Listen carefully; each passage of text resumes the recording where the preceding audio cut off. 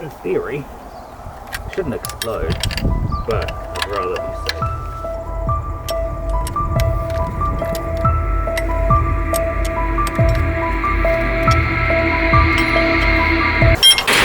Jesus. What's going on, guys? Scarlett here from Kane Automotive. Today we're going to work on my 2021 Land Cruiser VDJ79. It has 33-inch maxis razor mud tyres, an automatic front hub locks, 3-inch stainless steel exhaust stack, a 4.5-litre turbo diesel V8 with a 4-inch to 3-inch high flow intake, 5-speed manual transmission, and a good 3 centimeters of carbon built up on the intake.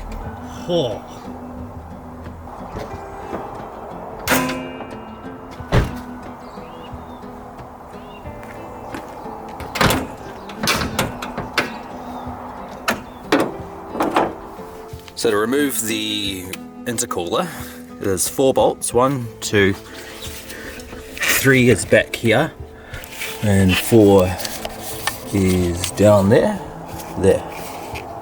Yeah, and then also to note that this unplug these 2 connectors, but also this one is the manifold absolute pressure sensor, which has a little vacuum tube running down the back here. I can't actually see the screen, so I don't know what you can see.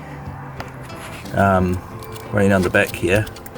Just pop that out of the filter. Try not to pull the filter out with it. I did. I can't see what I'm doing, but basically undo this at either end just so that you don't snag it off later when you're pulling the top mount intercooler off. I'll do that when I'm not holding a camera. There's also the hose that runs up from the turbo. There's just a hose clamp on that. Just pop that off. And on either side there's 2 nuts on removable studs that go down to each side of the intake manifold. Just make sure you remove those as well. I'll let you know here in a second if you need to remove the studs as well. I think this side will be fine because I've got quite a bit of clearance. That side, I haven't figured out what those hoses are yet. They're getting all self-taught. Nah, yeah, I won't need to. There's enough clearance. They've got rubber on both sides, so they're easy enough to move. We should be good to just keep those out of the way. Lift gently. It's aluminium, so it's really light. And now we have access to the intake, to the throttle bodies and the intake manifold. Oh, and be careful not to do what I just did as well. Don't put it down on something sharp. I think I'm lucky and I just bent a fin.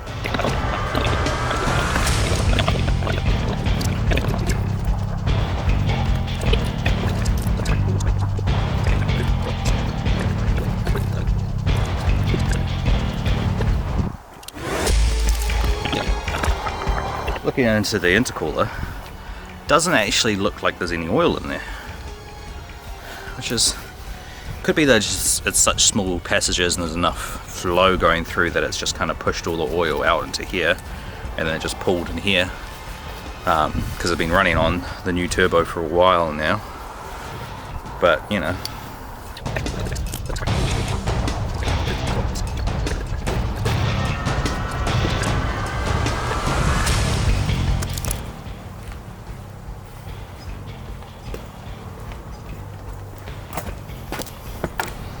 Now, I don't have safety glasses, but what I do have is a welding helmet. So, I'm going to use that and crack one of the injector lines, or the common rail lines, and let's hope you don't get sprayed in diesel, because I can't find any fuses for a fuel pump, and I don't have a fancy enough scanner to disable the fuel pump and crank it to depressurize the system. So yeah,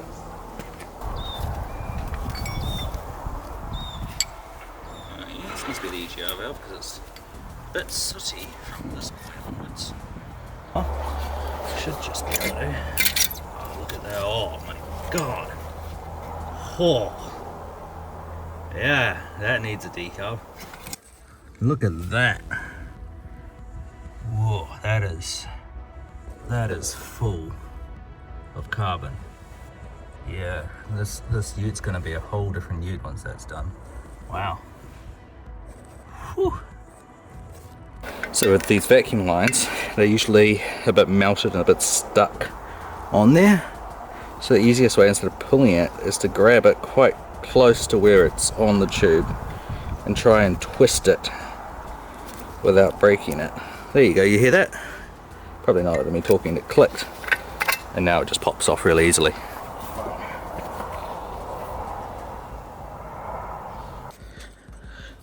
So as you can see, this is the intake manifold. The common rails are bolted to it. So I'm going to label things, and then I'm going to pull each one of these off, and then take the common rail off, and hopefully that'll give it just enough space to pop the intake manifolds off, which appear to be 1, 2, 3, 4, 5, 6, 7, 8, 9, 10, 11, 12 per side. Hopefully that's enough.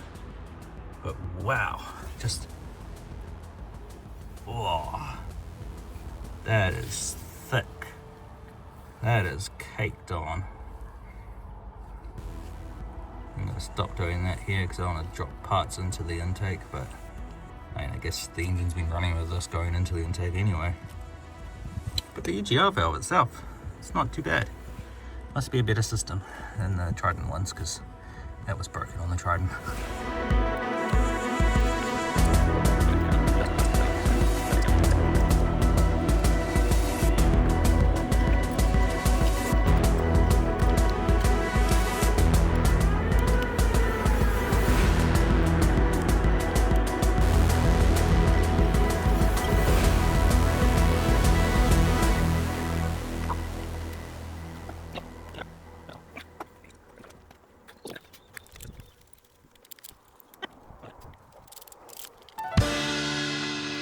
It's going to be water blasting. I thought I'd grab the zoom lens because I'm going to be down there and I don't want to get my camera wet. Let's get back to it. Getting that out of the way, wasn't I? That's in the way.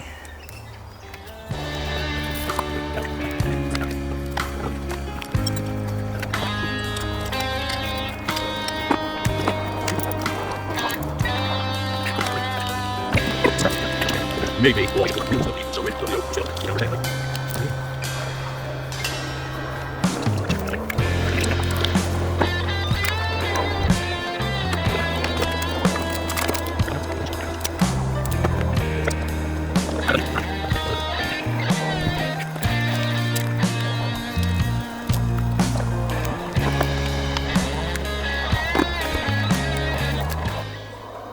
What was I looking for?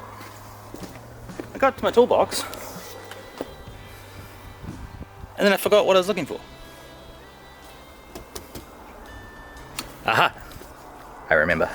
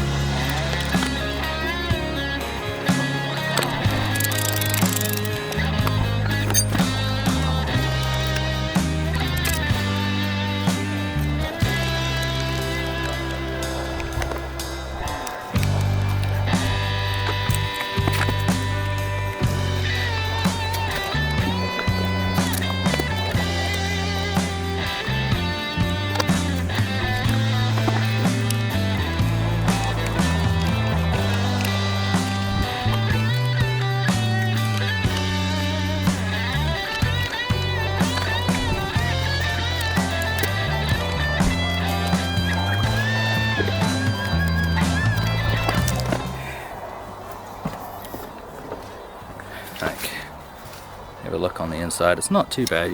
We'll definitely be able to breathe better, but I don't think it would have been too bad, especially down the ends away from the the intake, like pistons down near the front of the engine, they won't be getting anywhere near as much carbon, which is good.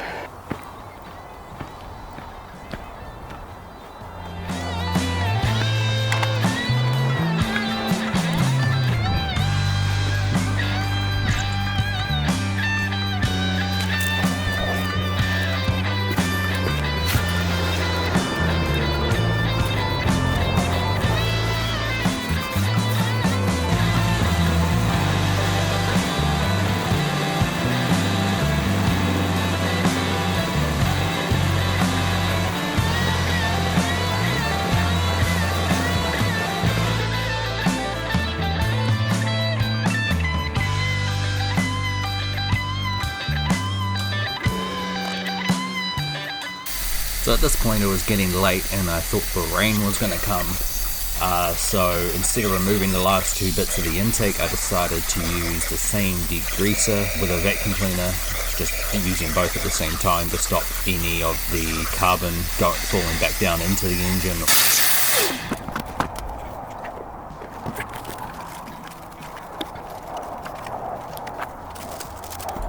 What is it, the welder's wheel says? The reassembly is just the opposite of disassembly?